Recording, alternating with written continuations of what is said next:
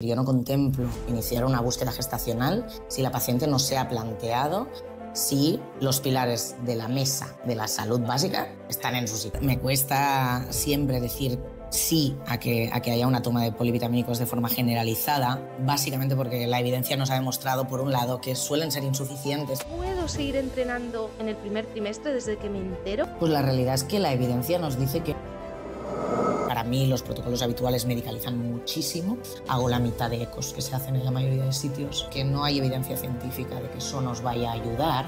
Y lo que sí que he evidenciado a lo largo de mi carrera es que pasas 48 horas antes de la eco muerta de miedo. Entonces, ¿por qué te tengo que hacer sufrir eso cada semana? A nivel de reposo absoluto, la evidencia nos dice que aumenta el riesgo de embarazo porque aumenta el riesgo trombótico, aumentando la muerte perinatal, el aborto y los ictus en las madres. Punto final. Por fin llegó el momento. Tenía muchísimas ganas de grabar este episodio porque tengo muchas preguntas y sé que tú también. Y hoy les vamos a dar luz. Y para eso me he traído a una...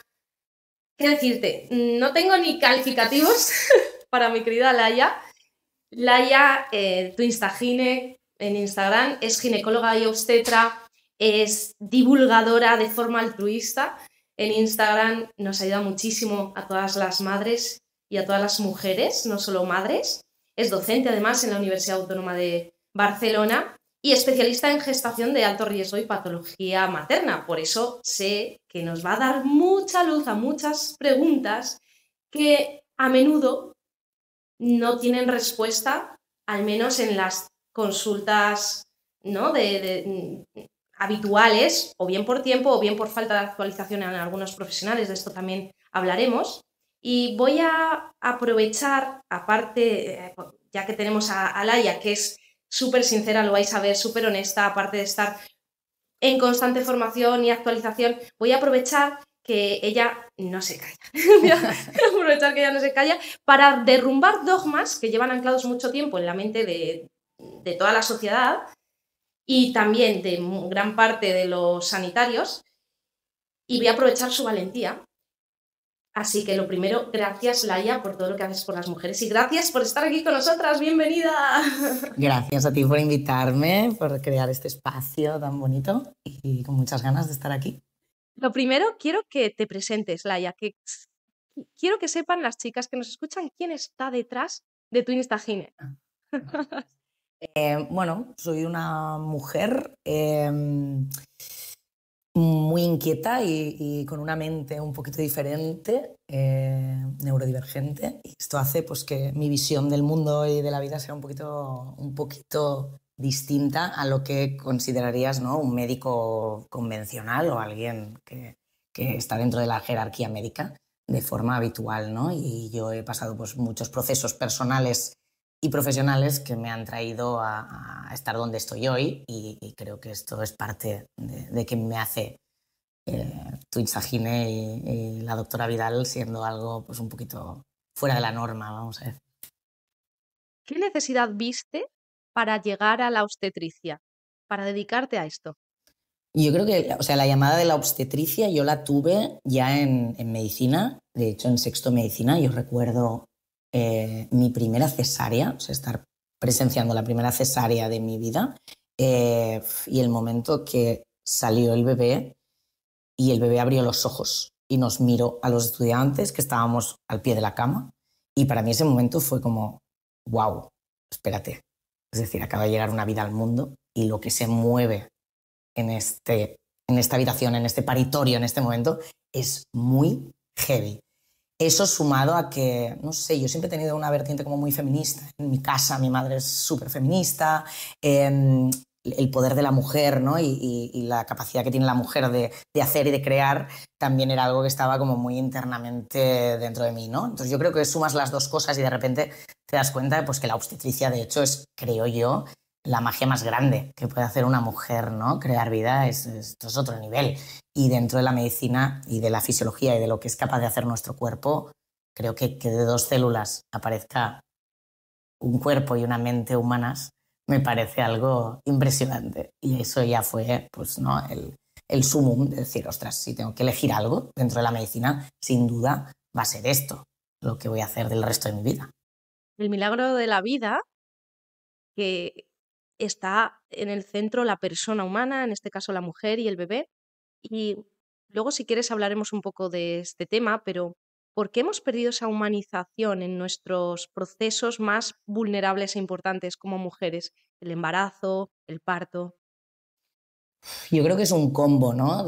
Al final nosotros vivimos en sociedad y nuestra sociedad evolutivamente pues, ha sido una sociedad muy patriarcal y que poco a poco el poder, ¿no? Ha estado siempre pues, en los hombres blancos, y esto ha hecho que la toma de decisiones alrededor de todo lo que tiene que ver con nuestros procesos haya sido de ellos durante mucho tiempo, ¿no? De hecho, en la medicina, si tú te vas, no hace falta ir muy lejos, si te vas a 50, 60, 70 años atrás, todos los descubrimientos, ¿no?, alrededor de la medicina son descubrimientos hechos por hombres a priori, cuando en realidad el conocimiento ancestral de nuestro cuerpo, de nuestros procesos de la menstruación, de la gestación, del acompañamiento en la gestación y en el parto, nunca había sido ni de la medicina ni de los hombres.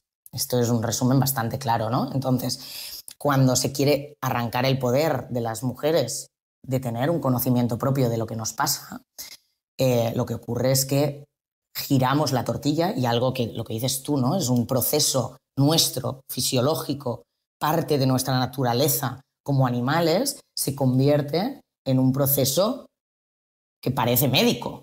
Y digo parece porque mayoritariamente no lo va a ser. Está claro que es un proceso que puede dar lugar a ocurrencias, a complicaciones, como cualquier proceso fisiológico en el mundo, ¿no? Pero llega un momento que transformamos la idea completa del embarazo, del parto y el posparto a un proceso médico que parece que tenga que siempre ser patológico, ¿no? Y yo creo que este cambio de visión tiene que ver pues, con el invento de la medicina moderna, que mayoritariamente la medicina la hacían hombres en el momento en el que más descubrimientos hicimos. De hecho, si te paras a mirar, la gran mayoría de nombres propios del sistema genital femenino son de hombres, ¿no? Total. Entonces, bueno, yo creo que es un conjunto de todas estas cosas, ¿no?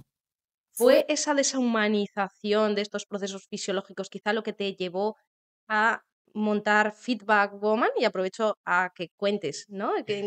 ¿Cuál es este proyecto en el que estás inmersa?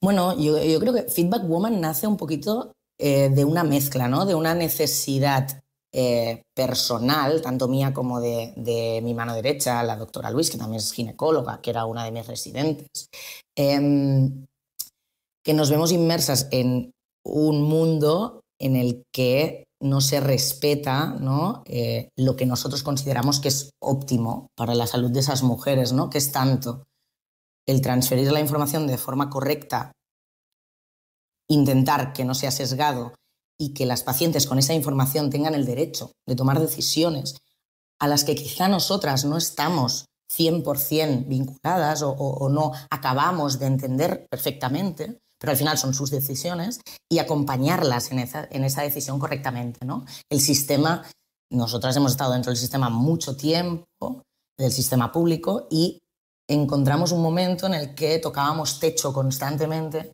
cuando pretendíamos ofrecer lo que nosotros considerábamos que era el mejor cuidado para esas mujeres, ¿no? Yo creo que uno de los puntos de inflexión bastante grandes fue el COVID. Cuando llegó la pandemia nos vimos todos arrastrados a aceptar ciertas decisiones que partían quizá más de un ámbito político y social que no médico, y con actuaciones que no estaban basadas en la evidencia, que no respetaban esos límites, ¿no?, de toma de decisiones de forma humana y personal. Y creo que para nosotras ese momento fue un momento de explosión bastante importante. Lo sumamos al hecho de que ambas entrenábamos de forma personal con Marchueca y su equipo, ¿no?, que son los chicos de Feedback, y que para nosotras entrenar había sido un punto de inflexión a nivel personal de entender nuestra fisiología, de lo que era capaz nuestro cuerpo, ¿no?, de entender esos procesos desde la salud, no desde la enfermedad, ¿no?, desde buscar estar más sanas. Y yo creo que se juntaron ambos conceptos de golpe y fue como, ok, si nosotros aquí nos sentimos como que somos nuestra mejor versión a nivel de salud queremos que las mujeres tengan su mejor versión a nivel de salud y creemos que el sistema no nos está ofreciendo esto, vamos a buscar la forma de conseguirlo, ¿no? Y ahí se abre un poquito el aspecto de que somos insuficientes las obstetras para acompañar correctamente a las mujeres. Necesitamos muchos más profesionales que sepan mucho de sus áreas para acompañar en un 360, ¿no? Y esto es lo que hacemos, esto es lo que buscamos. De repente dijimos, ok, pues necesitaremos, aparte de los entrenadores, necesitaremos nutricionista, que sepa sobre salud hormonal, necesitaremos una psicóloga que sepa sobre el ámbito perinatal, ¿no? Y sepa acompañar técnicas de reproducción asistida, infertilidades, embarazos con patología o sin miedos, parto, posparto, ¿no? Todo lo que se genera a nivel emocional en ese momento. Necesitaremos fisios de suelo pélvico, porque más allá de lo que nosotros podamos ver en el embarazo, habrá que reconstruir eso que ha ocurrido a nivel muscular. Pediatra, ¿no? Para acompañar una vez ya ha finalizado el proceso del embarazo. De repente era como, ok, vamos a intentar encontrar todas estas especialidades, ponerlas en el mismo sitio y que todos ellos sean profesionales que tienen esta parte de cuestionamiento de cómo se han hecho las cosas hasta ahora y quieran hacerlas un poco diferentes, sencillamente. Y de ahí surgió lo que somos ahora. Un equipo multidisciplinar que ojalá tuviéramos en todas partes. Y has repetido mucho una palabra que quiero recalcar, que es acompañamiento, en todos los sentidos. Luego hablaremos un poco de fertilidad, del embarazo, de esas dudas que le surgen a muchas mujeres, pero antes quiero entrar en esto, y es que justo aprovecho a contarlo cuando nos hemos visto, en cuanto nos hemos encontrado, y te he preguntado cómo estás, me has dicho que hoy mejor porque ayer, bueno, pues tuviste que afrontar algo que a todos nos duele y de lo que no se habla, que es ese duelo de la pérdida, ¿no? Y por eso también tenéis psicóloga en el equipo. ¿Cómo nos cómo te preparas como profesional para acompañar esto? Y de qué y qué recomiendas a la sociedad hacer para poder acompañar esto sin enterrarlo, ¿no? Estos duelos, cuando hay cosas que no salen como esperamos en una etapa que se supone que todo debería ser bonito. Claro, es duro. Yo reconozco que a nivel profesional nadie te forma nunca para enfrentar estas situaciones. Yo recuerdo en la carrera tener una asignatura que se llamaba Comunicación Médica y yo me apunté porque era una optativa y cuando llegué a la asignatura me di cuenta de que estaba diseñada para aprender a escribir artículos. Y fue como en plan, ¿cómo? ¿Comunicación médica? Es decir, claro, en mi cabeza era en plan, ok, ¿cómo me comunico con el paciente, ¿no? Cuando hay cosas buenas, cuando hay cosas malas, ¿dónde están los límites, ¿no? Porque a nosotros siempre se nos ha inculcado que somos una figura de autoridad, ¿no? Y que para ser una figura de autoridad tienes que hablar de cierta manera, no puedes decir palabrotas, no puedes decir palabras demasiado cercanas o cariñosas, no puedes bajarte al nivel del paciente para hablar. Y yo eso nunca lo he vivenciado así. De hecho, bueno, te contaba, ¿no? En la residencia, pues yo recuerdo un día especialmente duro en el que yo acababa de hacer una ecografía a una persona muy cercana de 8 semanas. La eco estaba bien, pero justo después hice una urgencia y vi un bebé de las mismas semanas con un corazón parado, ¿no? Y tuve que informar de que estábamos delante de una pérdida gestacional, ¿no? Y para mí fue muy duro porque acababa de vivenciar la misma posición, ¿no? con mi prima, que es una persona que quiero muchísimo, y pensaba, si le tengo que llegar a expresar esto a mi prima, ¿cómo lo hubiera hecho? Y me rompí un poco en ese momento y pensé, wow, es que probablemente hubiera roto a llorar. Entonces se me escapó una lágrima, me sequé la lágrima, informé, etc. Y cuando salí de la consulta, mi adjunto vino y me pegó una bronca, una de las broncas más grandes que recuerdo en toda mi residencia. No puede ser, tú tienes que mantener las formas, no puede ser que llores en una consulta, no puede ser que te expreses así.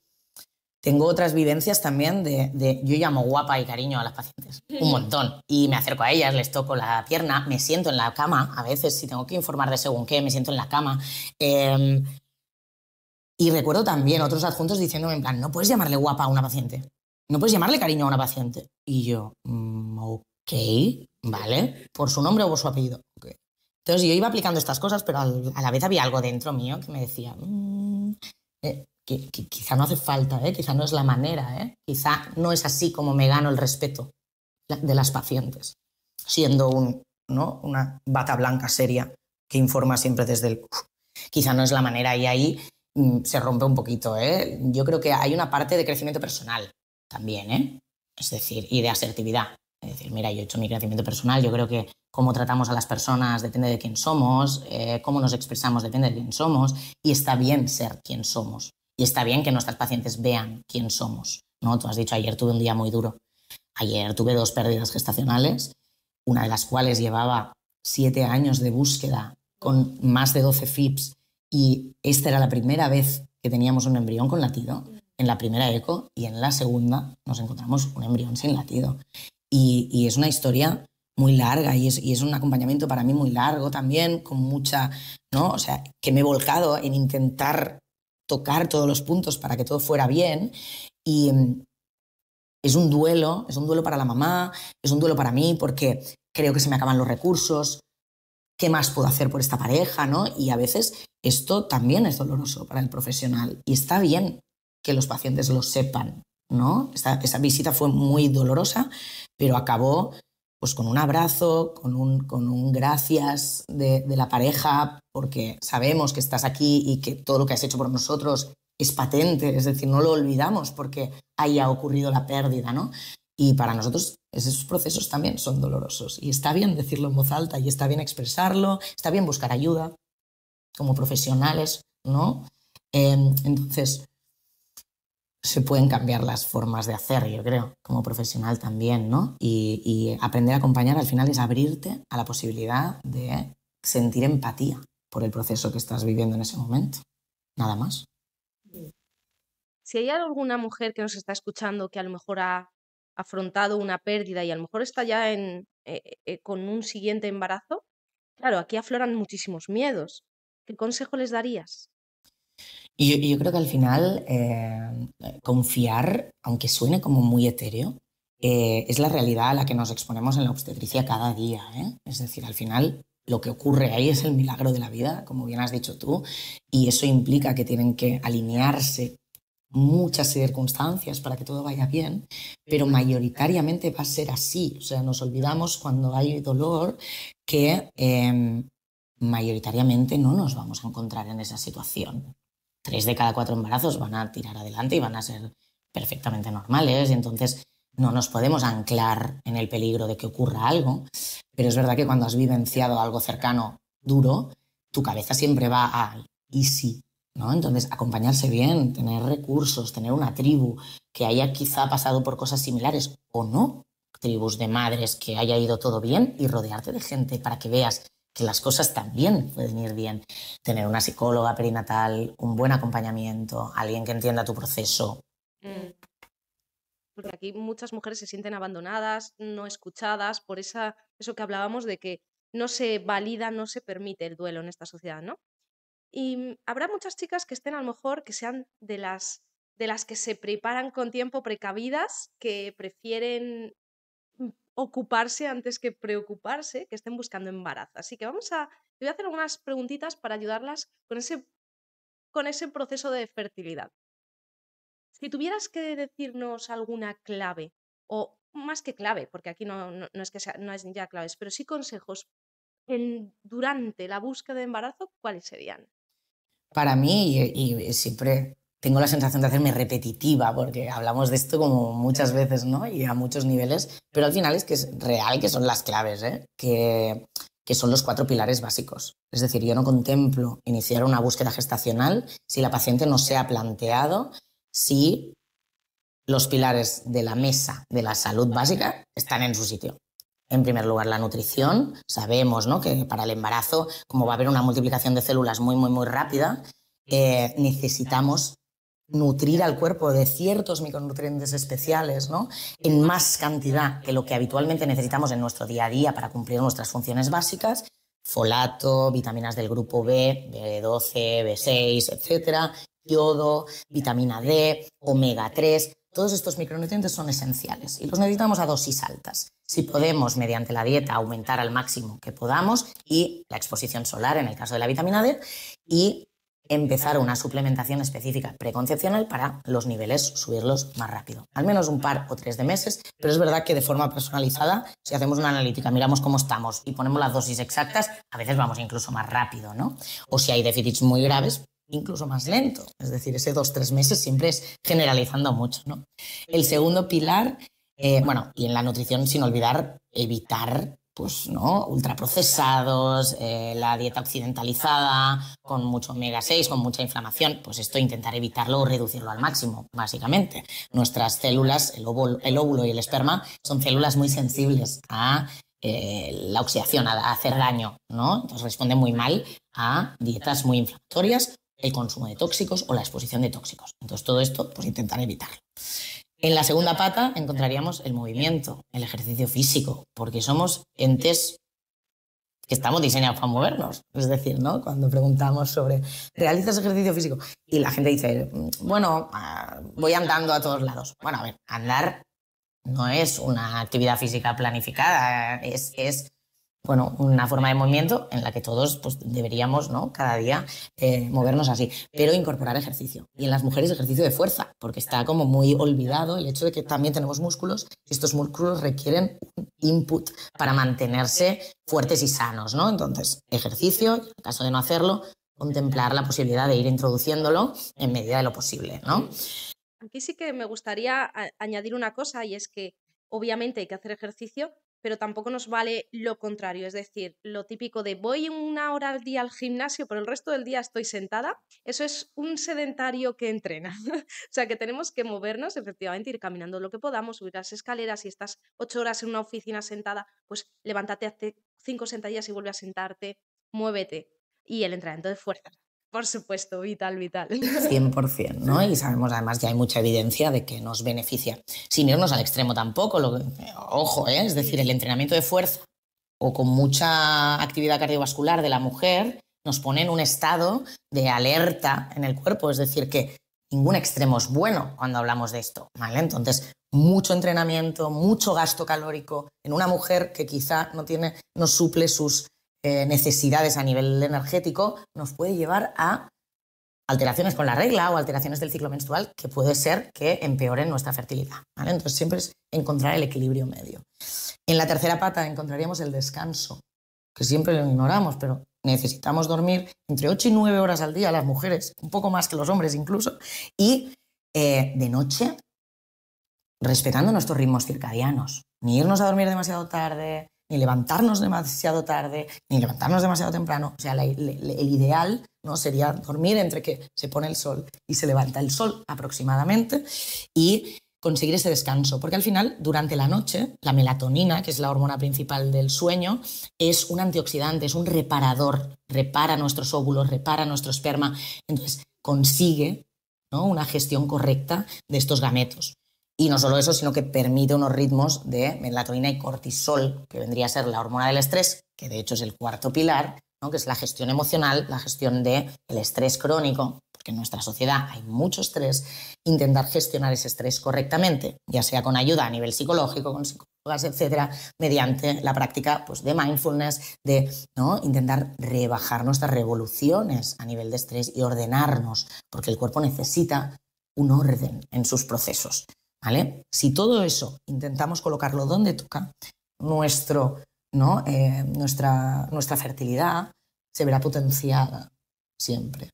Y si eso además lo trasladamos a la edad óptima para buscar una gestación, que no olvidemos que estamos pues, entre los 25 y los 35 años aproximadamente, la tasa de éxito es muy alta y la probabilidad de éxito. Y no solo para lograr la llegada del embarazo, sino para que llegue un bebé sano, porque al final está ahí la programación fetal de la que mucho hemos hablado en este podcast. Y hablabas antes de la suplementación. Voy a quedarme con la vitamina D, que cada vez coge más fuerza. ¿Es suficiente suplementarnos si no nos exponemos al sol? ¿O igualmente necesitamos esa exposición? Porque claro, lo que hablábamos antes, todo el día metidos en casa, todo el día en la oficina, ¿cómo nos puede impactar esto a nivel hormonal?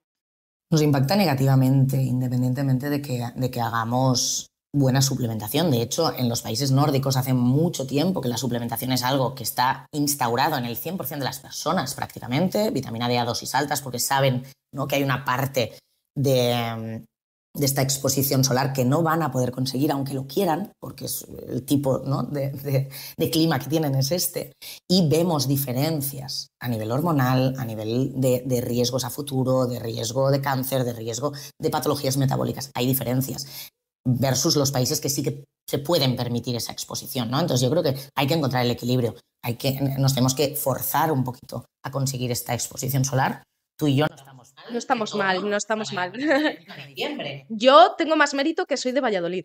También es verdad. Yo estoy en la costa y reconozco que todo lo que puedo irme a una terracita, ¿no?, y exponerme 20 minutos, una hora al día, lo intento. Pero es verdad que estamos en una latitud donde, pese a hacer esto, en invierno tenemos al 80-85% de la población en unos niveles pésimos. No infraniveles, sino realmente pésimos. Entonces, mayoritariamente, yo al menos en mi práctica diaria tengo que suplementar al 90% de las mujeres y hombres que se ponen a buscar embarazo y a dosis altas, ¿vale? Más allá de esta exposición solar. Y sé que en Feedback Woman sois fans de la individualización en todos los procesos, como así debe ser y como debería ser en todas partes, pero también con la suplementación. Es decir, no os vale con dar un multivitamínico, ni en búsqueda ni durante el embarazo. Pero cuando no sabemos cuáles son esos niveles que tenemos de yodo, de B12, de vitamina D, ¿nos recomiendas multivitamínicos en estas dos etapas, tanto en embarazo como en búsqueda?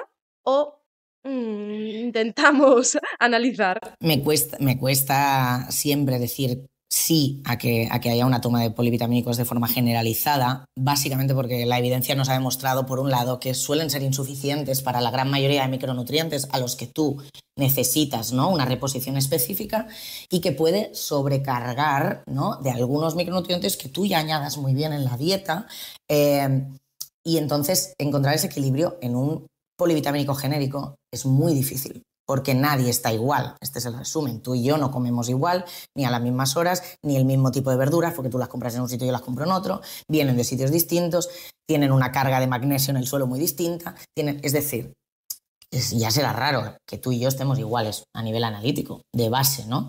Entonces, siempre que se pueda realizar una analítica de micronutrientes, al final, ojo, tampoco estamos hablando de algo tan raro o tan mega caro, solo los micronutrientes, las pacientes que lo pagan de forma privada, quizá estamos viendo una analítica de 100, 200 euros, y si tienes mutua, generalmente se incluyen en todas las mutuas. En el caso de la Seguridad Social, tenemos grandes matronas que empiezan a tener buena formación y que, en medida que pueden, meten la vitamina D, meten la B12, nos meten los micronutrientes más esenciales, el ácido fólico, el magnesio, y nos pueden ajustar un poquito las dosis de esa suplementación. Eso es lo ideal, esta es la realidad. Yo, si coges 20 historias mías de Feedback Woman, es muy raro que te encuentres 20 suplementaciones iguales. Algunas se parecen porque los déficits, pues, de vitamina D de tal están en toda la población, pero en una encontrarás B12 porque consume poca carne roja, en una encontrarás magnesio porque hace mucho ejercicio y el magnesio se tritura en el músculo.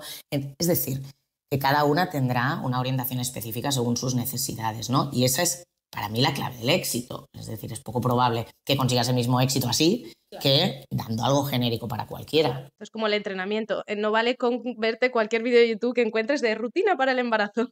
Exacto. Y hablando de entrenamiento, me llegan casi a diario muchas preguntas, sobre todo a través de Instagram, de chicas que están en búsqueda de embarazo y que, obviamente, yo me dedico principalmente a tías cañeras, crossfiteras, triatletas, corredoras, y están preocupadas por si se están pasando, antes lo mencionabas, el gasto energético, ¿no? ¿Cómo tenemos que adaptar nuestros entrenamientos para favorecer esa llegada del embarazo, si es que tenemos que adaptarlos en algún momento del ciclo? Por supuesto, tenemos que mantener el entrenamiento de la fuerza y tenemos que mantener nuestro entrenamiento, pero ¿cómo lo podemos ajustar para que ese gasto energético no nos juegue una mala pasada? Yo, que también tengo pacientes de este tipo, ¿no? Siempre explico que mi ideal es no tener que reducir lo que ellas hacen a nivel físico, porque les gusta mucho eso que hacen, ¿no? Y por lo tanto es parte de su carácter, parte de su mentalidad, parte de su, ¿no? De su ser. Ese estrés del que hablábamos. Exacto, también. ¿no? Hay gente que lo necesita, ¿no? Entonces yo siempre parto de encontrar el equilibrio, no reduciendo aquello que hacen a nivel de ejercicio, sino asegurándonos que el aporte es correcto. Es decir, al final, si tú quemas mucho, consume mucho, ¿no? Y si no llegas a esos mínimos, entonces quizá tenemos que revalorarlo porque tu cuerpo nos lo pide, ¿no? Si no hay síntomas a nivel hormonal, es decir, si yo sigo teniendo un ciclo regular entendido como entre 28 y 32 días aproximadamente, veo signos ovulatorios, es decir, que tengo moco elástico. Esto es esencial para que trepe el espermatozoide por el cérvix. Y mi ventana fértil está más o menos en el centro de mi ciclo, entre los días 12 y 16, probablemente estoy delante de un ciclo sano y no tengo que hacer nada específico para mejorarlo. Si ya empiezo a ver síntomas de que no tengo moco elástico, que ya no tengo claro si ovulo, que podría ser que el estrógeno estuviera bajito y por eso no produzco moco elástico, o bien mi ciclo empieza a cortarse o empiezo a ver manchado premenstrual o alargarse mucho, ciclos de 35 o 40 días, o hacer ciclos sin menstruación, ¿no? Y estar 2 o 3 meses sin menstruación. Todos estos son signos de que mi ciclo menstrual está sufriendo. Entonces, si tú eres una persona que entrenas muchísimo y tienes alguno de estos ciclos, ojo, vamos a poner el foco ahí, vamos a ver qué está pasando, dónde está ese equilibrio, podemos reinstaurarlo este equilibrio, si hacemos cosas, no dejemos que llegue al extremo de estar más de 3 meses sin regla, porque será más difícil o más complicado, ¿no?, encontrar ese equilibrio si nos hemos ido mucho al extremo, y entonces empezar a modificar cositas. Intraciclo, esto que hemos dicho, ¿no?, de la fase folicular, la fase lútea, son fases con un perfil hormonal distinto, una tiene más estrógeno, el otro tiene más progesterona, de base nos sale hacer cosas distintas como mujeres, ¿no? Una fase es muy explosiva, es muy de ataque, periovulatoriamente estamos on fire, pero también es verdad que el riesgo de lesión es un poquito más alto. Y cuando entramos en la fase lútea, que hay mucha progesterona, que es la hormona de la hibernación, nuestra sensación es sofá, mantita, camita y rebajar un poquito. Si tú escuchas de forma fisiológica todo esto, más o menos ya te adaptas. De hecho, yo siempre me río con mis chicos en feedback, ¿no?, que cuando llego, ya entro por la puerta tal, y ya me dicen, bueno, estamos premenstruales, ¿eh? Y entonces ya me adaptan un poquito el entreno, porque al final, y no pasa nada, ¿sabes? Entonces, ¿nos podemos adaptar? Sí. Sin llevarlo al extremo, también. Es decir, podemos entrenar todo el ciclo y podemos entrenar fuerte todo el ciclo. Hacer pequeñas adaptaciones a veces, pues ya nos va bien. Y equilibrarlo con esa ingesta calórica y nutricional, esa suplementación individualizada, el descanso, eso es. Es que hasta los deportistas de alto rendimiento, sobre todo las mujeres, necesitan esas fases, esos microciclos de descarga para asimilar el entrenamiento y poder seguir mejorando. Y nos obcecamos muchas veces, sobre todo los crossfiteros, que es que somos así de sectarios, de que cuanto más mejor, y no es así, así no es como se progresa. Y más aún cuando estamos en esta etapa de fertilidad. Imagínate que hemos hecho las cosas bien y que hemos tenido esa suerte de que ha llegado ese embarazo, que bueno, hemos hablado de lo que hacemos las mujeres, pero luego... Sí, exacto, exacto, que los hombres también se lo apliquen. Imagínate que llega ya el embarazo y aquí es cuando, ¡boom!, aparecen las 2 millones de dudas al día, con razón, ¿no? Porque también nos bombardean con tantísima información que al final acaba siendo mucha información contradictoria, sobre todo en redes, en internet, acaba siendo desinformación y claro, llegan las chicas que dicen, bueno, ¿puedo seguir entrenando? ¿Tengo que empezar a entrenar ahora? Según el punto en el que partan, hay distintas dudas. Pero una de ellas es, ¿puedo seguir entrenando desde el principio, en el primer trimestre, desde que me entero, o tengo que esperar un poquito? Antes de seguir con este episodio, te recuerdo que en enero tenemos los primeros eventos presenciales del año en Barcelona, en Leganés y en Asturias, y estás a tiempo de reservar una de esas plazas muy limitadas. Espero verte. Tienes el link en la descripción. Y ahora sí seguimos con el episodio. Pues la realidad es que la evidencia nos dice que no hay cambios importantes entre entrenar y no, y que entrenar no aumenta el riesgo de aborto ni de sangrado, y que podría incluso potenciar la creación de una placenta sana en esas primeras semanas, porque al final entrenar bombea la sangre hace que nuestra sangre circule mejor y por lo tanto la sangre que llega al útero a través de las arterias uterinas es mejor y lleva, ¿no?, a crear una vascularización en ese útero más potente y posteriormente esta placenta va a tener mayor capacidad de alimentar a nuestro bebé y dar lugar, pues, a un embarazo sano, ¿no? Por lo tanto, a día de hoy, nosotras al menos, nunca paramos el entrenamiento en la mujer embarazada, independientemente de cuándo recibe el positivo. Y quizá en los casos en los que hay pequeños sangrados y aún no se ha hecho una ecografía de control, frenamos un poquito, instauramos esa eco extra, vemos que haya embrión y latido y volvemos a reiniciar el entrenamiento. Pero para nada, nunca en la vida, 12 semanas enteras sin hacer nada, porque se encuentran peor, esta es la realidad, se encuentran bastante peor, tienen más sintomatología a nivel digestivo, a nivel de malestar general y pueden tener peor pronóstico a largo término si era un embarazo que a priori no había un motivo para hacerla frenar, ¿vale? Por lo tanto, desde nuestro punto de vista, ya no hay nada en la evidencia que apoye que paremos en el primer trimestre. Sí. Luego hablaremos de contraindicaciones absolutas y relativas, de cuándo parar, pero es verdad que se habla mucho de la depresión posparto, pero también hay mucha depresión prenatal, tú lo aseguro que la ves también mucho, y lo que suceda durante el embarazo también repercute a que luego pueda haber más probabilidades de una depresión posparto. Entonces, por eso es tan importante que sigamos moviéndonos desde el principio, sobre todo estas tías cañeras que se suben por las paredes, imagínate si les dices, oye, quédate quieta 3 meses, ni más ni menos, y luego ya vemos. Aquí tenemos claro que hay que seguir entrenando por esa salud física y mental, tanto de la mamá como del bebé, pero ¿y esa mamá que antes no entrenaba? Pues mira, lo bueno del entrenamiento, y esto serviría yo creo que fuera y dentro del embarazo, es que cuando empiezas a hacerlo, el impacto que tiene a nivel de positividad es mucho más elevado que cuando ya llevas mucho tiempo haciéndolo, porque el cuerpo recibe ese input como algo muy, muy, muy positivo, ¿no? Y por lo tanto, si nunca había hecho entrenamiento de fuerza, nuestra recomendación siempre es empezar en el propio embarazo. En cuanto vemos el test positivo y hacemos una eco, indicamos ese inicio del movimiento. La gran mayoría que no lo había hecho nunca y empieza en el embarazo, es como adictivo. Es decir, es muy chulo, porque además lo empiezas casi por un concepto de protección hacia tu bebé, ¿no? En plan, quiero lo mejor para él. Y se acaba convirtiendo en, ostras, qué bien me va esto, qué bien me siento, y esto va a ser para mí para el resto de mi vida. Es decir, que tiene un aspecto como muy positivo en ese sentido. Y lo indicamos siempre, sin duda. Claro, además yo no veo mejor oportunidad en la vida que esta para instaurar hábitos nuevos, ya sea el ejercicio como los buenos hábitos en todos los aspectos que ya hemos hablado, porque lo que antes no hacíamos por nosotras mismas, ahora por nuestros bebés es como, venga, y ya se queda ahí con nosotras. Así que una ocasión maravillosa.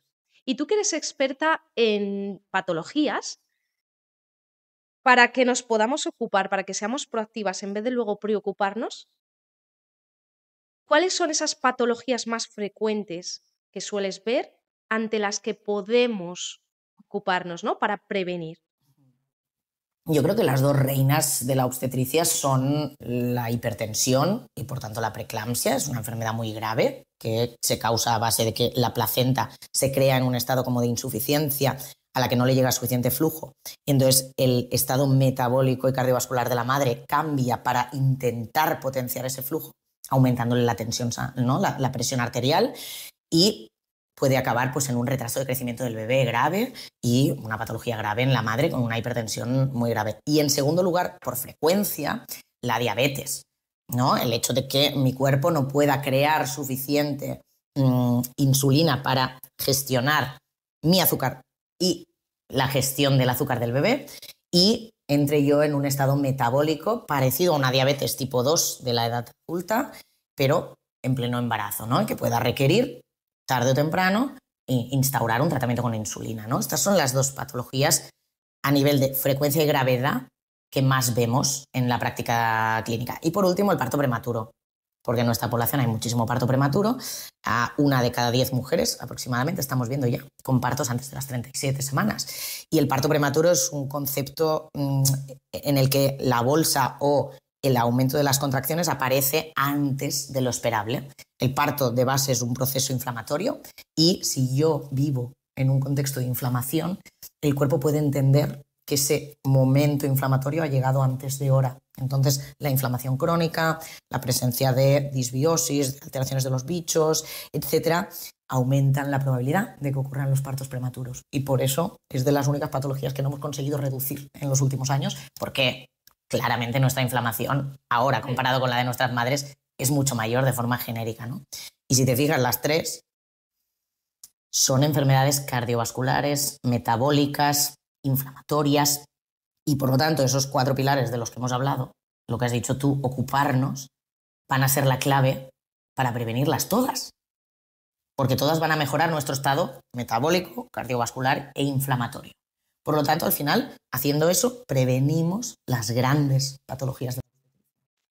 Incluso en patologías como la diabetes gestacional, que es verdad que cada vez se ven más, que lo que dices tú, nuestras abuelas no tenían nada de esto que acabas de mencionar, pero por ejemplo, si llegase una diabetes gestacional que impacta en la salud futura de ese bebé, no solo durante el embarazo, también podemos revertirlo, ¿verdad? A través de todos estos hábitos, no solo prevenirlo. Y tanto. De hecho, ¿no? Cuando estamos ya en un factor de riesgo específico, yo a veces recibo mujeres pues, que las recibo a las 20 semanas o las recibo a las 24.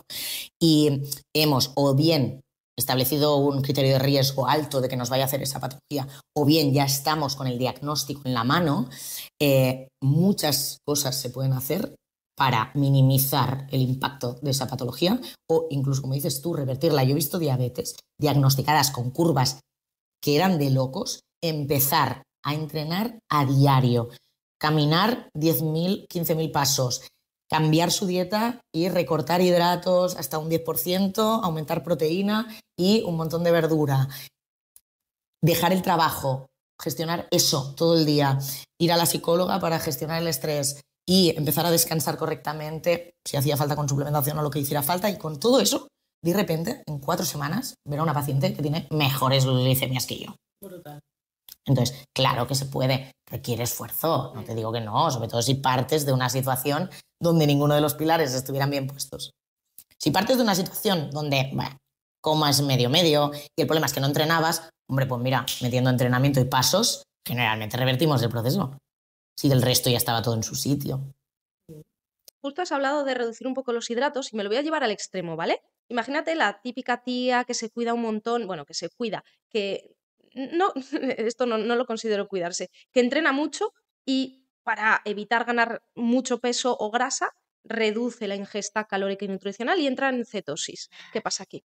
Claro, la cetosis en el embarazo, pese a que en un cuerpo, por ejemplo, Bueno, si quieres explicar así muy brevemente qué es la cetosis. Bueno, al final es un estado en el que, como no nos llega glucosa, nuestro cuerpo decide utilizar como aporte energético otras sustancias, entre ellas las proteínas sobre todo, y eso crea una reacción química donde se crean cuerpos cetónicos, básicamente, ¿no? Entonces es verdad que en el embarazo, cuando reducimos mucho la ingesta de hidratos, este proceso puede ocurrir. Históricamente pensábamos que los cuerpos cetónicos podían hacer mucho daño al bebé porque eran como ácidos, por decirlo de alguna manera, y podían incluso a nivel cerebral pues, causarnos algún daño, ¿no? Esto ya está en cuestionamiento y de hecho en personas que de base ya están en ese ¿no? estado metabólico, no suele ser un impacto negativo para la creación de un feto de 0. El problema es cuando tienes un feto que con 26 semanas, que es cuando tú diagnosticas la diabetes, estaba acostumbrado a un aporte X a nivel calórico y a nivel de glucosa. Si tú a ese feto de repente le recortas de forma muy brusca todo, esto puede dar lugar a la aparición de una restricción de su crecimiento, porque él venía con lo proporcionado previamente.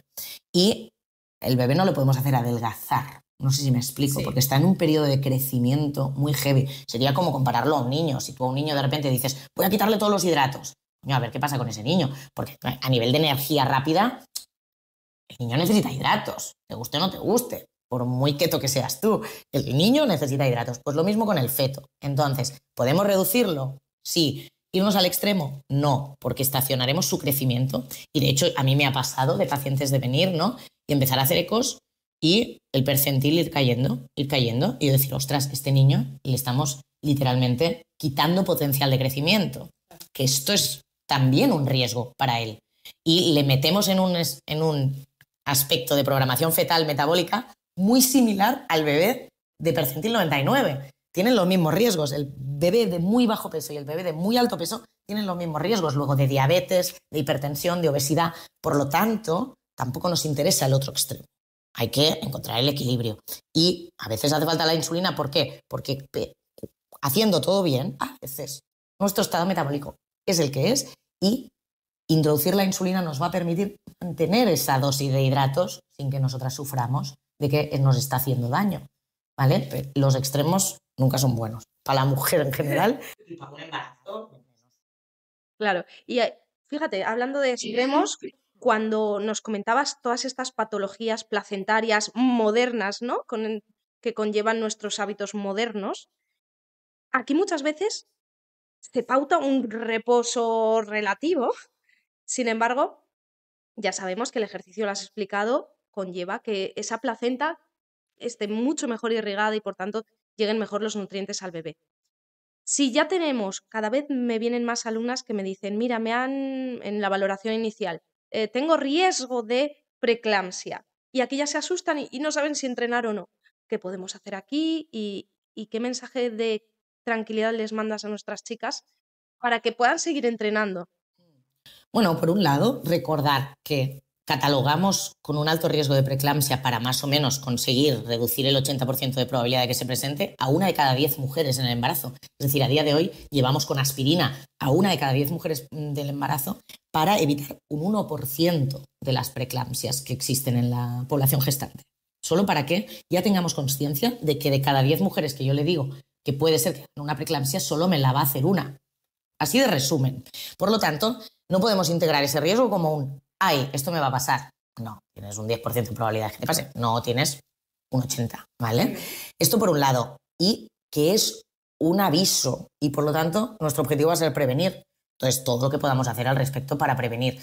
Lo que contraindica el ejercicio físico es el cuadro clínico de preeclampsia. Esto solo se va a dar pues, en ese 1% y va a ser con unas tensiones altísimas, la paciente se va a encontrar muy mal y va a requerir asistencia médica urgente y emergente, más o menos un ingreso hospitalario. Es decir, no es algo que se vea en la calle en el día a día tampoco. Por lo tanto, alto riesgo, entrenar y sin preocupación porque estás haciendo un beneficio de cara a ese embarazo y menor riesgo aún de que se produzca esa preeclampsia.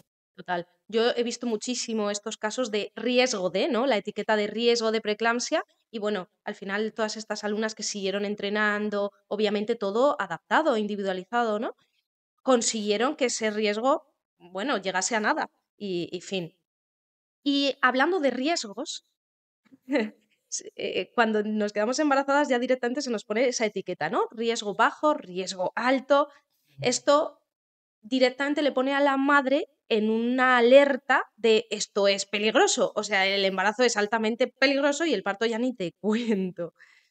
Esta jerga que tenéis entre los médicos, ¿nos hace bien a las mujeres? ¿O de qué manera podemos cambiar a lo mejor ese lenguaje para transmitirle a esa madre? Vale, si tienes en vez de decir riesgo alto, riesgo bajo, podríamos hablar de otra manera para que no lo asimilemos como una alerta. Sí, yo creo que al final ¿no? las palabras importan y el impacto que tienen estas palabras importan. De hecho, en Cataluña hicimos como una lucha, ¿no? Para intentar cambiar esa nomenclatura y en el protocolo de seguimiento de la Generalitat se implicaba que si no había ningún factor de riesgo, el embarazo no se denominaba de bajo riesgo, sino que se denominaba embarazo normal.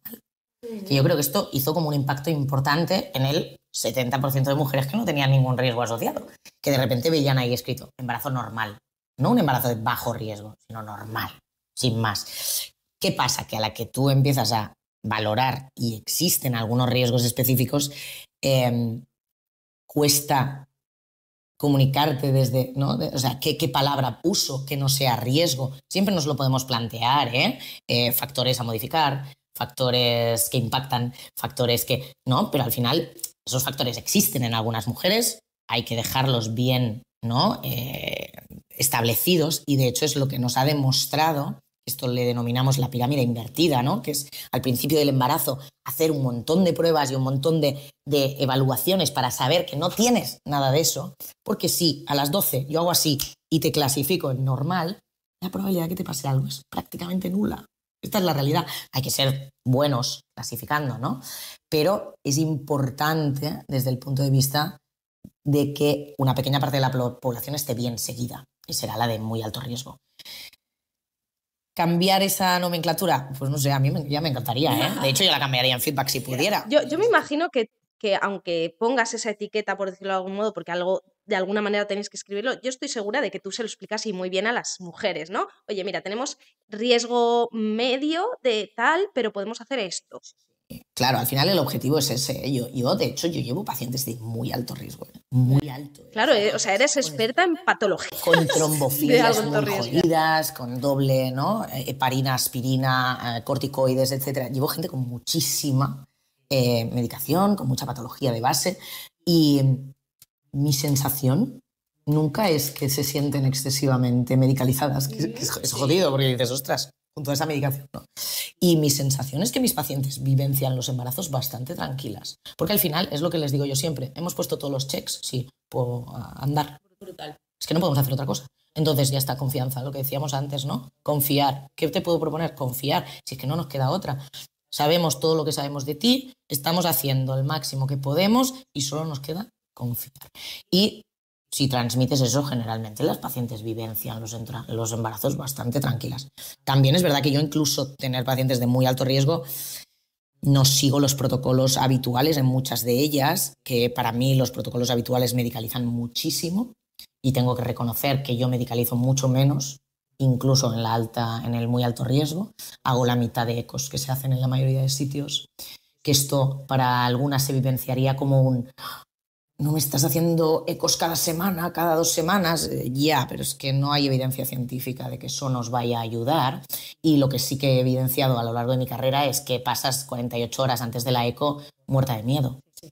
Entonces, ¿por qué te tengo que hacer sufrir eso cada semana? Si creo que eso aumentará tu cortisol, te pondrá en un estado de peligro mucho más alto. Entonces, me ciño 100% a lo que en algún momento ha demostrado que podría aumentarme la probabilidad de yo dar en el clavo, encontrando la patología o tomando una decisión diferente en algún momento específico del embarazo. Más allá de eso, prefiero no hacer cosas. Pues vamos con esos dogmas de, sobre todo, ante una situación de alto riesgo o una patología, nos quedamos quietas, reposo absoluto. De hecho, bueno, ya sabemos, todas las que nos lo escuchan seguro que ya lo saben porque hemos hablado de esto. Al final, las entidades internacionales que estudian el ejercicio físico durante el embarazo, la COG, la Sociedad Canadiense de Fisiología del Ejercicio, ya nos dicen que no contemplan reposo absoluto, pero yo lo que veo es lo siguiente. Muchas chicas, cuando a lo mejor tienen una situación que precisa de un reposo relativo, les dicen reposo relativo, vale, pero ¿qué es eso? Y no les saben responder. Entonces, ¿qué opinas sobre...? No, ¿qué opinas? ¿Qué nos dice la evidencia científica? Porque sé que lo que dice Laia siempre es basado en evidencia y en mucha experiencia. ¿Qué nos dice la evidencia sobre este reposo, tanto absoluto como relativo? ¿Y qué es el reposo relativo? La verdad es que, o sea, a nivel de reposo absoluto, la evidencia nos dice que aumenta el riesgo del embarazo porque aumenta el riesgo trombótico, aumentando la muerte perinatal, el aborto y los ictus en las madres. Punto final. O sea, y esto es la evidencia real, porque de base la embarazada cambia su perfil trombótico a lo largo del embarazo para no morir desangrada en una hemorragia posparto en el momento del parto. Entonces, todo nuestro sistema cardiovascular y la cascada de coagulación van a sufrir unos cambios que están diseñados para ese momento del parto y que no te desangres sin que haya nadie cerca. Esta es una realidad.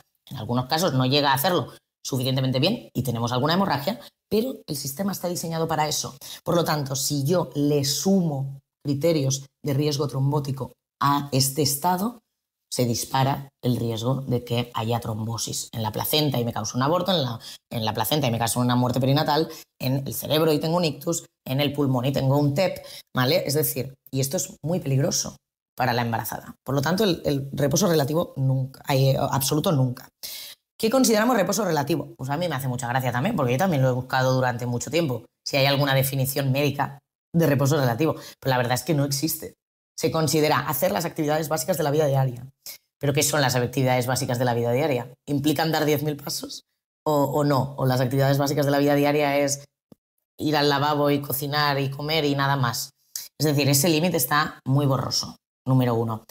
Y número 2, no recuerdo ningún médico que cuando hay una complicación después de un reposo relativo acepte, lo siento, quizá me equivoqué y no tenías que hacer reposo relativo. Es decir, y entonces volvemos a poner la culpa en la paciente. En plan, seguro que dependerá de que tú te muevas, que tengas un aborto o no. No va a depender de eso. O sea, ya está, ya tenemos las causas de aborto establecidas. El 85% tienen que ver con la genética y un 15% tienen que ver con trombofilias, con patologías de la madre, con patologías del padre, es decir, y en ningún caso se ha establecido que moverse sea una causa de aborto. Por lo tanto, ¿por qué? Si empiezo a sangrar en primer trimestre, la indicación es reposo relativo. Es que no tiene ni pies ni cabeza. No, nada nos ha demostrado que eso mejore tu pronóstico. Y, en cambio, le estás poniendo la responsabilidad encima a la madre. Porque si la madre de repente es, ostras, es que yo un día salí a llevar a mi niña al cole y caminé más pasos de la cuenta. Y entonces sangré un poco más. Ahí la tienes ya con la culpabilidad de que ese aborto ha dependido de ella. Coño, va a depender de ella ni de que se mueva. Esto no lo hemos demostrado ninguna vez. Entonces a mí me hace mucho daño escuchar eso porque creo que pone la culpa en las mujeres, profesionales que no tienen ni idea de lo que está pasando y no les dan opciones. Yo hace poco hice un reel de sangrado de primer trimestre y las causas típicas, déficit de progesterona, una disbiosis, una inflamación crónica, es decir, que hay causas de sangrado de primer trimestre que se pueden estudiar y que se pueden tratar. Entonces, dejemos de lucubrar con el reposo porque no tenemos evidencia de esto. Claro, y más aún cuando se le dice esto a la mujer, ya aparece ese miedo que has dicho, más aún la culpa, y si además se le añade bueno, pues tú verás, cuando a una mujer le dices tú verás, ya es que cortocircuita totalmente, entonces se queda que no va le da miedo hasta ducharse.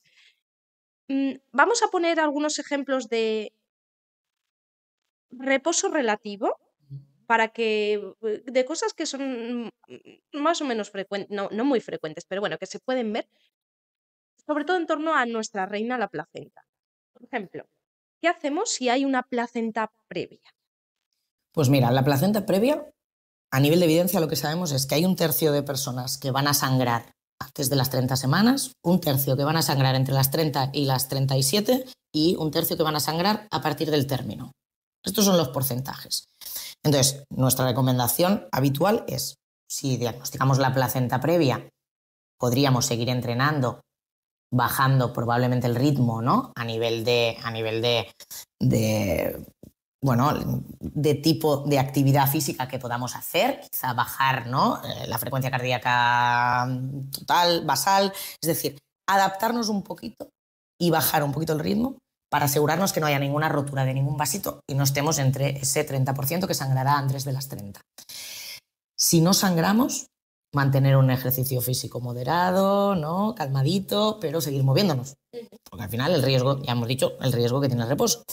Si aparece el sangrado, retirar el ejercicio físico programado como tal, mantener movimiento, y con eso nos referimos a seguir andando, seguir moviéndonos. Podemos hacer incluso ejercicios de movilidad casa que no requieran, ¿no? Un gran esfuerzo a nivel abdominal, sobre todo, ¿no? Y sin forzar rangos de recorrido, por ejemplo, máxima flexión de cadera, que puede someter a más presión. Exacto, ¿no? Adaptarnos, pero seguir moviéndonos. Y a partir del término, la verdad es que la placenta previa la acabamos bastante pronto. Entonces, para nosotros solo serían estas dos adaptaciones. Obviamente, si hay un sangrado activo, rojo, rutilante, que requiere que vayas a urgencias a comprobar qué está pasando durante unas horas, días, ya no vamos a hacer ejercicio físico como tal, básicamente porque vamos a necesitar que pare ese sangrado, se estabilice la situación y sigamos adelante, ¿no? Pero nosotros generalmente trabajamos así con las placentas previas. Y el efecto es correcto, es decir, tenemos lo mismo número que cualquiera. Es decir, que no cambiaría mucho más. Vale. Y si hay déficit de crecimiento intrauterino, que ya lo hemos mencionado, ojo especial, crossfiteras, tías muy cañeras, que son las que más nos escuchan. Aquí sí que quizá habría que ver qué estamos haciendo y de qué manera, ¿verdad? Exacto, yo creo que de nuevo buscar el equilibrio, es decir, ese bebé, primero obviamente descartar causas de que el bebé no crezca que no tengan nada que ver con la mamá.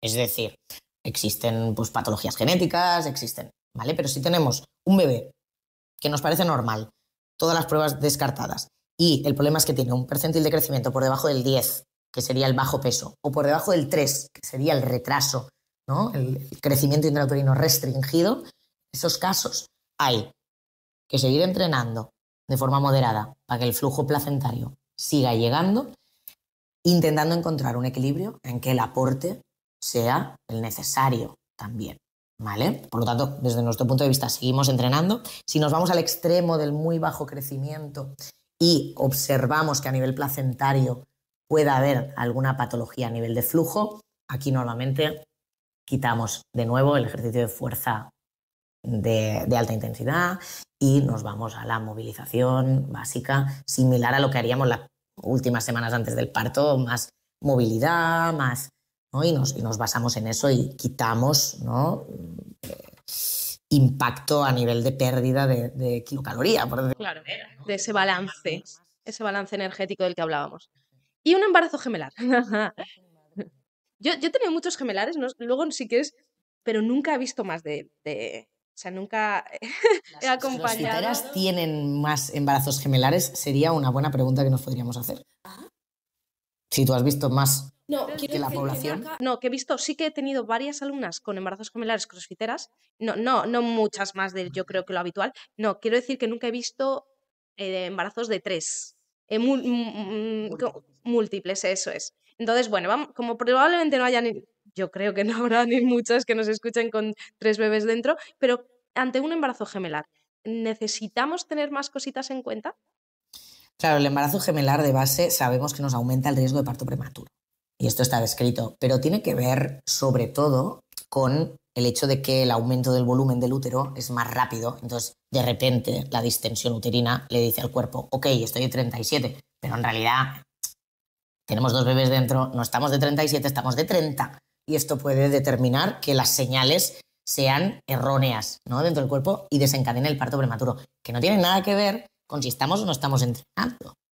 De hecho, en el embarazo gemelar, yo creo que es importante recordar que ese flujo placentario, esa micronutrición a estos bebés es aún más importante que en uno solo, porque se la van a compartir en muchos casos, ¿no? Y por lo tanto, potenciarla es más importante que nunca. Por lo tanto, se puede seguir entrenando en el embarazo gemelar.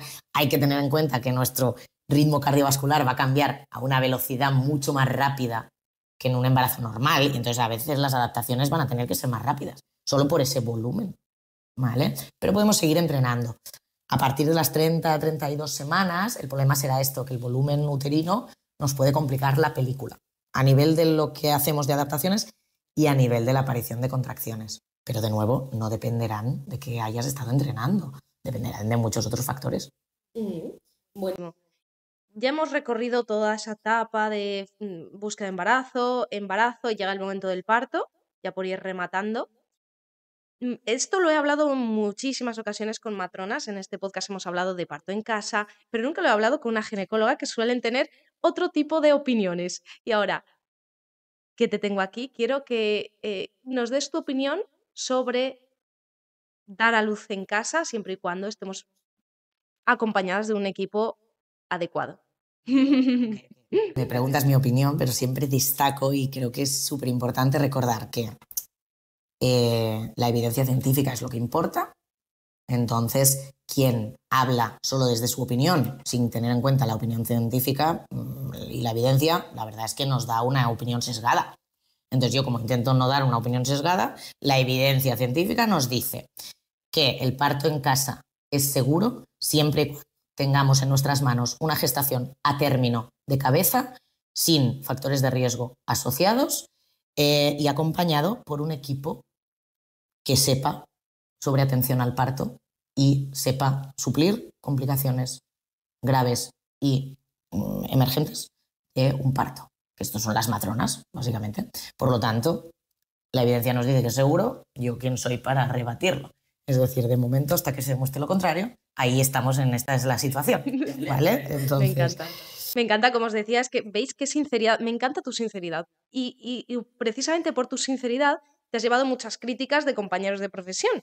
Hace poco recordaba en Instagram que te criticaban por denunciar la violencia obstétrica de la que incluso muchas veces tú has formado parte, de la que te arrepientes y has pedido perdón y ahora trabajas para que eso no vuelva a suceder. Este es un melonazo y como sé que, bueno, que vienes aquí con todas, ¿qué nos puedes decir sobre esto? Yo creo que la violencia obstétrica al final parte de este sistema, ¿no? Que no nos respeta a nosotros como mujeres, no nos respeta como pacientes, no cree que seamos suficientemente coherentes para tomar decisiones por nosotras mismas y por lo tanto, cuando tú te formas dentro de este sistema, cuando la gente que se supone que te está enseñando, ¿no? Los de pelo blanco que saben mucho, tú cuando llegas eres una niña y te crees que tienen la verdad absoluta y al final esto te va mellando y te va, bueno, forma parte de quién eres tú como profesional, ¿no? Y por lo tanto dentro del sistema no hay forma de no hacer violencia, creo que esto es importante entenderlo, es muy difícil no formar parte de ninguna de las violencias que hay dentro del sistema, de la misma manera que tenemos una sociedad machista y siempre decimos, ¿no? Que incluso las feministas tenemos machismos y hacemos micromachismos. ¿Por qué? Porque nos han formado en esta sociedad, porque hemos nacido en el seno de una sociedad que es así y nos ha impactado en la infancia mucho de esto, ¿no? Pues lo mismo pasa en la obstetricia. Tú llegas a un sistema que es así, recibes muchos inputs y deconstruirte de forma total para empezar a dejar de hacerlos es difícil de base y es un recorrido a nivel personal y profesional duro cuando empiezas a quitarte las gafas oscuras y ver lo que está pasando y ves que tus actitudes y tu forma de hacer estaba inmiscuido en eso y no te queda otra que aceptarlo, ¿eh? Y yo creo que de la misma manera que cualquier cosa que quieras cambiar en la vida tendrás que primero aceptar que estaba pasando y buscar la forma de modificarlo, pues esto ocurre lo mismo con la violencia. Es decir, yo formo parte del sistema, ok, ¿qué tengo que hacer para modificarlo? Hay gente que desde dentro del sistema hace mucho trabajo. Yo lo intenté hacer, pudo conmigo, es decir, tocaba unos techos que veía que no iban a destrozarse, ¿no? Y cambiar, y busqué una vía para hacerlo diferente. La violencia está ahí, si queremos ignorarla lo único que va a hacer es empeorar o mantenerse en el tiempo, entonces aceptar que es algo que ocurre es el primer paso para empezar a hacer cosas para cambiarla, sin duda. Pues te agradezco de parte de todas las mujeres todo tu trabajo de divulgación y de apoyo, porque al final necesitamos profesionales como tú que se vuelcan en todos los sentidos. Y ya para terminar, ultimísima pregunta. Ya hemos dado a luz y ahora, bueno, puede empezar a pensar en un segundo embarazo. Cuando nos dice la ciencia, la evidencia científica, que nuestro cuerpo, ya no situación familiar, que eso es otro tema, está preparado para un siguiente embarazo. Bueno, la OMS y las grandes sociedades científicas clasifican el periodo intergenésico corto, que querría decir intergenésico, es decir, desde el último parto hasta el positivo, hasta tener una concepción, con 24 meses. Pero es verdad que si revisas toda la evidencia, el periodo de mayor riesgo con diferencia son los 6 primeros meses posparto y hasta el año. Esto es un periodo, y cuando digo de mucho riesgo me refiero a riesgo de parto prematuro de un 40%, de aborto de hasta un 60%, que hemos dicho, parto prematuro, aborto, retraso de crecimiento intrauterino de hasta un 25%. Es decir, las grandes patologías obstétricas ocurren más durante los 12 primeros meses después del parto. No hay que olvidar que mayoritariamente si hemos hecho una lactancia fisiológica, la gran mayoría de mujeres ni siquiera tendrán la regla durante ese periodo, porque es una forma de protección de la especie para que no ocurra un embarazo cuando no toca. Pero que hay que ir con cuidado a día de hoy, que hacemos mucha lactancia mixta, mucha lactancia artificial, porque entonces recuperamos las reglas antes y entonces esa protección fisiológica natural no la tenemos en muchas ocasiones, y que se extiende hasta los 18 meses en el caso del parto prematuro y el retraso de crecimiento intrauterino. Y luego tenemos el parto quirúrgico, ¿no? Haber sufrido una cesárea, que operemos sobre ese cuerpo, ¿no? ¿Qué nos dice la evidencia sobre esto? Hemos hecho una cicatriz en este útero. ¿Qué ocurrirá si me embarazo antes de esos 24 meses? Sabemos que aumenta el riesgo de hacer una gestación ectópica, es decir, colocada donde no toca, porque ese endometrio no se ha recuperado aún de esa cicatriz. Puede implantarse en la propia cicatriz de la cesárea, puede implantarse en las trompas, que aumentará el riesgo de que la placenta se cree en una situación errónea por esa inflamación, que se pueda crear más riesgo de placenta previa, que se pueda crear más riesgo de placenta ácreta, que es la que se mete dentro del tejido y está enganchada al tejido uterino. Estas son situaciones de riesgo porque requerirán sí o sí una cesárea y pueden incluso acabar con una histerectomía, con tener que quitar el útero, porque no puedo quitar esa placenta. Y por último, si me expongo a un parto o a contracciones, esa cicatriz puede sufrir y el riesgo de que se rompa esa cicatriz disminuye de forma progresiva entre el primer mes de la cicatriz y esos 24 meses. De hecho, se considera que a partir de los 18 podríamos ya estar viendo que el riesgo de rotura es similar, ¿vale?, a los que consideraríamos aceptables, que sería un 1% o menos. ¿Por qué? Por debajo de los 12 meses estamos hablando de un 3-4% de riesgo de rotura y por debajo de los 6 un riesgo de 5-6% de rotura, que son riesgos, es una barbaridad, es decir, que nadie querría asumirlos de forma electiva mayoritariamente, ¿no? Entonces yo creo que el periodo intergenésico es algo que se ignora muchísimo. Y por último, las malformaciones se aumentan también, sobre todo por el hecho de la deplección de micronutrientes. Es decir, de base no cubrimos bien las necesidades de micronutrientes de las pacientes, tardamos después de una lactancia entre 6 y 8 meses en encontrarnos en un estado basal normal, o sea, de no necesitar más micronutriente que una persona que sí que está embarazada o con lactancia, y abandonamos a las mujeres en el posparto. Ojo, bueno, esto es decir, ¿qué mujer va bien suplementada en la lactancia? Difícil de encontrar. Entonces, esa deplección de micronutrientes nos aumenta el riesgo de nuevo de aborto, malformaciones del tubo neural por déficit de ácido fólico. Es decir, hay un concepto de espera, ¿no? Nuestro cuerpo se va a recomponer solo, si no hacemos gran cosa, pero hay que darle un periodo. Y 24 meses es ideal, 18 aceptable, porque además que nos quedemos a la primera pues tampoco ocurre siempre. Muy bien. Bueno, pues lo dejamos aquí. Voy a dejar, si te parece, tu contacto y el de Feedback Woman en la descripción para cualquier chica que necesite tener una consulta contigo online o presencial o con alguien de tu equipo para hacer ese seguimiento mucho más individualizado. Te agradezco de todo corazón todo lo que, insisto, todo lo que nos aportas a todas las mujeres, no solo a las madres, y te dejo ya porque tú educas con el ejemplo, te piras a entrenar.